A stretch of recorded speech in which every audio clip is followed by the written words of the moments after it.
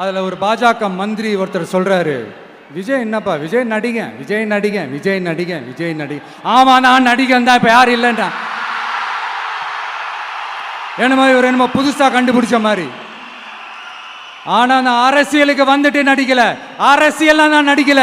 ஆனால் நீங்கள் என்ன பண்ணுறீங்க, அரசியலில் இருந்துக்கிட்டே நாடகம் மேலே நாடகம் போடுறீங்களே. அப்போ உங்கள் எல்லாரையும் நாடக நடிகர்கள்னு சொல்லாமா? ஒன்றிய அரசோட பவரை கையில் வச்சுக்கிட்டு திமுகவோட ஒரு நாடகம் மற்றும் பலரோட ஒரு நாடகம். அப்போ உங்கள் எல்லாரையும் ஒரு டேஞ்சரான நாடக கம்பெனின்னு சொல்லாமா? இந்த பாஜகவோட சரண்டராகி இருக்கிறதோட மட்டும் இல்லாமல் இந்த ஊழல்லையே ஊறி போய் இருக்கிற இந்த 2 பேரும் நமக்கு வேணாமுங்க.